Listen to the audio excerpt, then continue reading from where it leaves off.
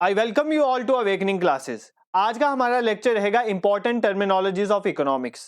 चाहे वो national income का टॉपिक हो या आरबीआई का टॉपिक हो, कुछ टर्मिनोलॉजीज आपको पता होनी चाहिए इन टॉपिक्स को समझने के लिए। जैसे जीडीपी क्या होता है, एनडीपी क्या होता है, एनएनपी क्या होता है, जीएनपी क्या होता है, और आरबीआई में बात करें जैसे repo rate, reverse repo rate, bank rate, SLR, CRR, ये सभी चीजें आज के इस लेक्चर में हम कवर करेंगे। इन टर्मिनोलॉजीज को समझने के बाद आपको नेशनल इनकम में और रोल ऑफ आरबीआई में कोई कंफ्यूजन रहने वाली नहीं है, और बैंकिंग सिस्टम में भी। तो बिना टाइम वेस्ट करे लेक्चर को स्टार्ट करते हैं। Very first thing is GDP. तो हमने पहले समझना है जीडीपी क्या होता है। जीडीपी की फुल फॉर्म होती है ग्रॉस डोमेस्टिक प्रोडक्ट। देखो, इंडिया की टेरिटरी के अंदर, मतलब इंडिया की जो बाउंड्रीज है उनके अंदर जितने भी गुड सर्विसेज प्रोड्यूस हो रहे हैं उनकी वैल्यू क्या है, मतलब रुपये में उनकी वैल्यू देखा जाता है, उसी को इंडिया की जीडीपी कहते हैं। ठीक है, तो इसकी फुल फॉर्म क्या है, इसकी डेफिनेशन क्या है? GDP is the value of all final goods and services produced within the boundary of a nation during 1 year period। तो एक साल के अंदर इंडिया की बाउंड्री में, जितनी इंडिया की टेरिटोरियल बाउंड्री है उसके अंदर कितनी वैल्यू की गुड्स और सर्विसेज प्रोड्यूस हो रही है, वो इंडिया की जीडीपी में काउंट करते हैं। और ये जो एक साल लेते हैं हम कहां से लेते हैं? 1 अप्रैल से लेके 31 मार्च में।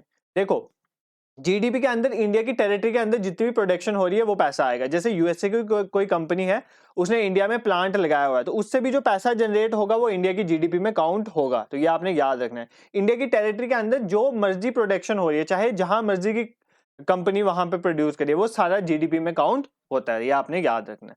नेक्स्ट चीज में चलते हैं, एनडीपी। देखो, अब ये जो जीडीपी है, जीडीपी में क्या प्रोड्यूस हो रहा है? Goods and services. बट आपको ये चीज पता होनी चाहिए, जितने भी गुड्स और सर्विसेज की अगर हम बात करें, टाइम टाइम के बाद उनकी वैल्यू जो है वो डिक्रीज होती जाती है। जैसे आप एक शोरूम में जाते हो, वहां से नई कार निकालते हो, तो थोड़े टाइम के बाद उस कार की वैल्यू सेम थोड़ी रहती है, उसकी कार की वैल्यू क्या हो जाती है? डिक्रीज हो जाती है। इसी तरह गुड्स एंड सर्विसेज की वैल्यूज भी क्या हो जाती है? डिक्रीज हो जाती है। इसको क्या बोलते हैं हम? डिक्रीज इन वैल्यू को डेप्रीसिएशन।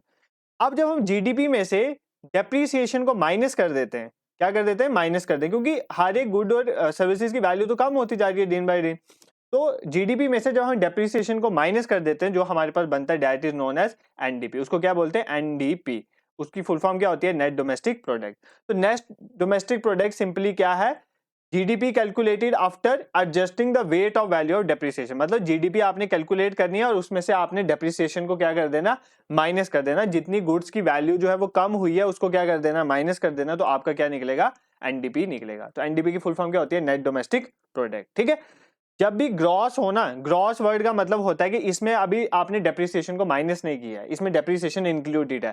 तो जब भी नेट वर्ड यूज होगा तो नेट में आपने समझ जाना है यहाँ पर क्या हुआ है? डेप्रिसिएशन या जो डिक्रीज इन वैल्यू है उसको माइनस किया गया। ठीक है, कल मैंने जो लेक्चर डाला था उसमें ये जीडीपी एनडीपी में थोड़ा सा कंफ्यूजन हो गया था, मैंने आपको कमेंट बॉक्स में लिखा भी था, इसलिए मैंने आज ये बेसिकली लेक्चर आपके लिए लाया है। ठीक है, अब नेक्स्ट थिंग इज जीएनपी। देखो, जीएनपी की फुल फॉर्म होती है gross national product. Gross national product is the GDP of a country added with its income from abroad. देखो, अब क्या यहाँ पर क्या है? जीएनपी में क्या होता है? देखो, इंडिया की टेरिटरी के अंदर अब देखो, कंपनीज प्रोडक्ट प्रोड्यूस करती हैं, उनकी वैल्यूज होती हैं, बट कुछ कंपनीज बाहर की हैं। अब जो बाहर की कंपनीज हैं वो जो पैसा जनरेट कर रही है वो इंडिया में थोड़ी रख रही है पैसा, वो पैसा बाहर भेज रही है, तो वो इंडिया के अंदर नहीं रह रहा।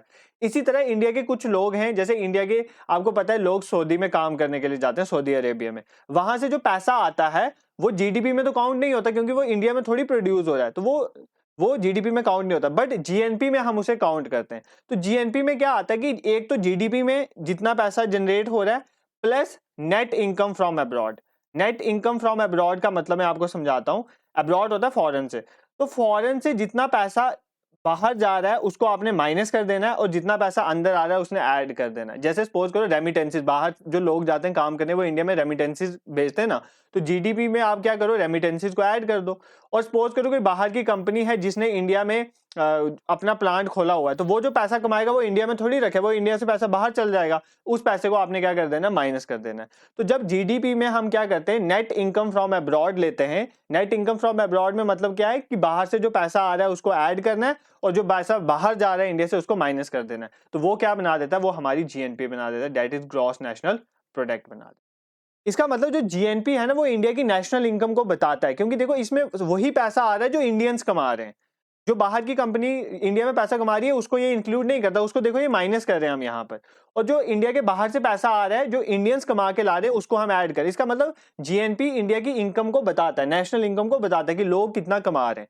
बट ये तो ग्रॉस है, इसमें डेप्रिसिएशन अभी हमने माइनस नहीं करी। तो जब जीएनपी में से हम डेप्रिसिएशन को माइनस कर देंगे तो हमारा क्या बन जाएगा, नेट नेशनल प्रोडक्ट, जिसे हम एनएनपी कहते हैं। तो एनएनपी क्या होता है, किसी इकोनॉमी की GNP after deducing the loss due to depreciation. तो डेप्रिसिएशन की वजह से जो लॉस होता है उसको जब हम जीएनपी में से, ग्रॉस नेशनल प्रोडक्ट में से माइनस कर देते हैं तो हमारा क्या बन जाता है, नेट नेशनल प्रोडक्ट। और यही नेट नेशनल प्रोडक्ट आपकी क्या होती है, आपकी कंट्री की क्या होती है, नेशनल इनकम। क्योंकि ये वो पैसा बताता है जो इंडियंस कमाते हैं, चाहे वो बाहर रह के कमाएं या कहीं बाहर कंपनी से पैसा लाएं या इंडिया के अंदर रह के कमाएं। तो जो पैसा इंडियंस कमाते हैं वो इंडिया की नेशनल इनकम में कंट्रीब्यूट करता है, और वो क्या होती है, NNP, NNP eight factor cost. तो मैंने आपको फैक्टर कॉस्ट और मार्केट प्राइस में फर्क बताया था। फैक्टर कॉस्ट होता है कोई भी चीज जब फैक्ट्री में प्रोड्यूस होती है तो उसकी तब क्या कॉस्ट थी, that is known age factor cost. But जब चीज फैक्ट्री में प्रोड्यूस होती है उसके बाद मार्केट में पहुंचने तक आपको पता है कि गवर्नमेंट कई बार कुछ सब्सिडीज दे देती है, या गवर्नमेंट कई बार टैक्स लगा देती है। तो सब्सिडीज गवर्नमेंट दे देती है और टैक्स लगा देती है। तो देखो मैं आपको बताता हूं कैसे ये फॉर्मूला याद रखें। देखो जब कोई चीज फैक्ट्री में बनी उसकी क्या होती है, फैक्टर कॉस्ट। बट गवर्नमेंट कई बार उन चीजों में सब्सिडी दे देती है, तो सब्सिडीज को भी आपने, सब्सिडीज देने की वजह से उसका रेट कम हो जाता है ना, सब्सिडी देने की वजह से उसका रेट कम हो जाता है जो फैक्ट्री में चीज प्रोड्यूस होगी। प्लस कई बार गवर्नमेंट क्या करती है, टैक्स उस पर लगा देती है, तो टैक्स लगाने से उसका रेट बढ़ जाता है और इतने रेट में जाके वो चीज मार्केट में पहुंचती है, उसको बोलते हैं मार्केट प्राइस। तो कोई चीज फैक्ट्री में बनी, कई बार गवर्नमेंट उसमें सब्सिडी देती है, तो सब्सिडी का पैसा आपने माइनस करना होता है, और अगर उस पर गवर्नमेंट टैक्स लगा रही है तो टैक्स को ऐड कर देना है, तो वो क्या बन जाती है, आपकी मार्केट प्राइस। तो मार्केट प्राइस क्या होता है, factor cost minus subsidies add plus हमने टैक्स करना होता है। तो जो नेशनल इनकम होती है वो बेसिकली होती है net national product at factor cost. ये चीज आपको याद रखनी है, ठीक है। तो अभी तक हमने नेशनल इनकम की 4 चीजों को समझा, जीडीपी को समझा, एनडीपी को समझा, जीएनपी को समझा और एनएनपी को समझा। जीडीपी होती है कि इंडिया की टेरिटरी के अंदर कितनी गुड्स और सर्विसेज प्रोड्यूस हो रही है, उनकी वैल्यू लेनी है। एनडीपी में से, ग्रॉस में से डेप्रिसिएशन को माइनस कर देना है। जीएनपी में से हम इंडिया की इनकम लेते हैं। बेसिकली इनकम कैसे लेते हैं, जो इंडिया के बाहर से लोग पैसा कमा रहे हैं उसको भी इंक्लूड करते हैं, और इंडिया के अंदर जो पैसा कमा रहे हैं उसको भी इंक्लूड करते हैं। और जब जीएनपी में से हम डेप्रिसिएशन को माइनस कर देते हैं तो एनपी बन जाता है, ठीक है। अब हम चलते हैं नेक्स्ट आरबीआई की कुछ चीजों के रिलेटेड, बैंकिंग सेक्टर की कुछ चीजें। देखो सबसे पहली चीज है कैश रिजर्व रेशो। देखो कैश रिजर्व रेशो क्या होता है कि जितने भी कमर्शियल बैंक्स होते हैं, शेड्यूल कमर्शियल बैंक, मतलब जो गवर्नमेंट के द्वारा शेड्यूल्ड बैंक्स डिक्लेयर किए जाते हैं, ठीक है, आरबीआई इनको डिक्लेयर करता है आरबीआई एक्ट ऑफ 1934 के तहत। जितने भी शेड्यूल कमर्शियल बैंक्स हैं इंडिया के अंदर जो काम कर रहे हैं, उनको क्या करना पड़ता है, आरबीआई के पास कुछ पैसा रखना पड़ता है। आरबीआई के पास अपना कुछ पैसा रखना पड़ता है। वो जो पैसा रखते हैं आरबीआई के पास उसको बोलते हैं कैश रिजर्व रेशो, ठीक है। तो जितने भी शेड्यूल कमर्शियल बैंक्स हैं वो कुछ पैसा अपना क्या करते हैं, आरबीआई के पास रिजर्व रख देते हैं, उस पैसे को बोलते हैं हम कैश रिजर्व रेशो। अब वो क्यों रखते हैं, देखो अगर सपोज करो कोई बैंक है और वो काम आज ठीक कर रहा है, कल वो बैंक क्या करता है, बहुत अमीर अमीर लोगों को लोन दे देता है और वो लोग भाग जाते हैं बाहर, तो वो बैंक का पैसा जो है वो डूब गया ना। अब देखो अगर सपोज करो आप और हमारे जैसे जो मिडिल इनकम वाले लोग हैं उनका भी तो पैसा होगा वहां पर, अब उनका पैसा भी डूब गया, बैंक उनको पैसा कहां से देगा। इसीलिए आरबीआई क्या करती है, बैंक को बोलती है आपने कुछ पैसा जो है जैसे हमारे पास रख देना और कुछ अपने पास भी रखना है, ताकि अगर ऐसी कोई कंडीशन आए तो आप उस पैसे को यूज करके जो मिडिल इनकम वाले लोग हैं जिन्होंने बैंक में पैसा जमा किया हुआ है उनको आप थोड़ा बहुत पैसा दे सको। इसीलिए ये कैश रिजर्व रेशो रखा जाता है। तो आपने सिंपली ये याद रखना है, कैश रिजर्व रेशो वो पैसा होता है जो कोई भी bank, schedule commercial bank RBI के पास रखता है फॉर सिक्योरिटी पर्पसेस, ठीक है। तो आपने ये याद रखना है। अब एक और पैसा होता है, this is known as statutory liquidity ratio, SLR, इसको बोलते हैं एसएलआर और स्टैट्यूटरी लिक्विडिटी रेशो। ये क्या होता है, आरबीआई कहता है कि हर एक बैंक को कुछ पैसा जो है वो अपने पास ही रखना है, आरबीआई के पास नहीं रखना, उसको अपने पास ही रखना है। ये भी इसलिए रखवाया जाता है कि अगर इनकेस कोई बैंक डूब जाता है तो वो पैसा जो है वो लोगों को दिया जा सके, ठीक है। इस पैसे को बोलते हैं स्टैट्यूटरी लिक्विडिटी रेशो। अब ये पैसा जरूरी नहीं है कैश में हो, ये किसी भी ऐसी चीज में हो सकता है जिसको इजीली कैश में कन्वर्ट किया जा सके, जैसे गोल्ड हो गया, ठीक है। गोल्ड आपको पता है, गोल्ड अगर आपके पास है तो आप कहीं भी मार्केट में जाओगे गोल्ड दोगे तो आपको उसी टाइम पैसा मिल जाएगा, ठीक है। तो इसीलिए एसएलआर क्या होता है कि वो पैसा जो आरबीआई बैंक्स को बोलती है अपने पास मेंटेन रखने के लिए, वो लिक्विडिटी रेशो में होना चाहिए। लिक्विडिटी का मतलब है कि ऐसा पैसा होना चाहिए जो इजिली कैश में कन्वर्ट हो जाए। लिक्विड थिंग इज कैश, यहाँ पर बैंकिंग सेक्टर में लिक्विड कैश को बोला जाता है। तो पैसा इस फॉर्म में रखना है जिसको इजिली कैश में कन्वर्ट किया जा सके, ठीक है। तो यही इसकी सिंपल डेफिनेशन, आपको डेफिनेशन नहीं देखनी, आपको कंसेप्ट समझना कि एसएलआर स्टैट्यूटरी लिक्विडिटी रेशियो क्या होता है। वो पैसा होता है जो हर एक शेड्यूल कमर्शियल बैंक को अपने पास रखना पड़ता है आरबीआई के कहने पर, और ये लिक्विडिटी रेशियो स्टैट्यूटरी लिक्विडिटी होनी चाहिए, मतलब कोई भी ऐसा पैसा होना चाहिए, एसेट्स होना चाहिए जिसको इजिली कैश में कन्वर्ट किया जा सके, जैसे गोल्ड हो गया, ठीक है। ये दो चीजें आ गई। अब हमने आपको कल आरबीआई में एक चीज समझाई थी कि आरबीआई जो है बैंक्स को लोन देता है, ठीक है, और बैंक्स आरबीआई से लोन लेते हैं, और कई बार आरबीआई भी बैंक से लोन ले लेता है जब बैंकों के पास सरप्लस अमाउंट होता है। तो ये जो जिस रेट पे लेन देन होता है लोन का बैंक और आरबीआई के बीच में, उसको हम बोलते हैं बैंक रेट, ठीक है। एक होता है बैंक रेट, एक होता है रेपो रेट, एक होता है रिवर्स रेपो रेट। तो ये तीन चीजें आज हम समझेंगे। सबसे पहले बैंक रेट क्या होता है, देखो, The interest rate which the RBI charge on its long-term lending is known as bank rate। अगर कोई बैंक वाला RBI के पास जाता है और RBI को बोलता है कि मुझे लोन चाहिए, जैसे 5 सालों के लिए, 10 सालों के लिए लोन चाहिए, लॉन्ग टर्म के लिए लोन चाहिए मेरे को, तो वो जो लॉन्ग टर्म के लिए लोन लेगा कोई बैंक RBI से, तो RBI उसमें कुछ इंटरेस्ट रेट तो चार्ज करेगी ना, ऐसे थोड़ी लोन देगी। जैसे आप भी बैंक से लोन लेते हो तो आपको कुछ इंटरेस्ट चुकाना पड़ता है ना।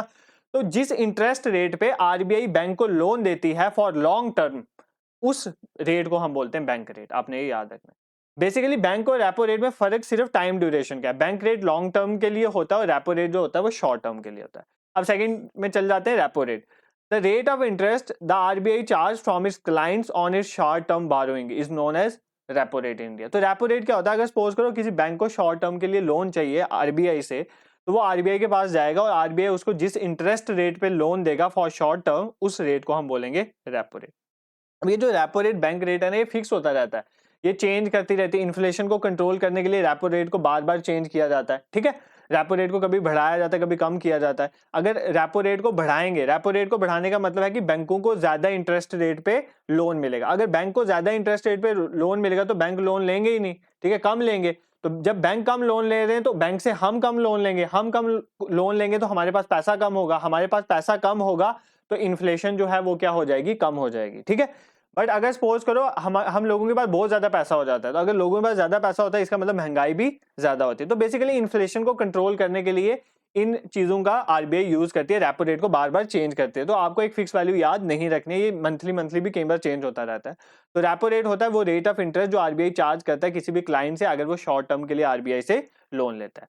Next is reverse repo rate. अब देखो, अब कई बार क्या होता है कि बैंक के पास बहुत ज्यादा अमाउंट पड़ा होता है, सरप्लस अमाउंट पड़ा होता है, और लोग बैंक से नहीं ले रहे होते लोन।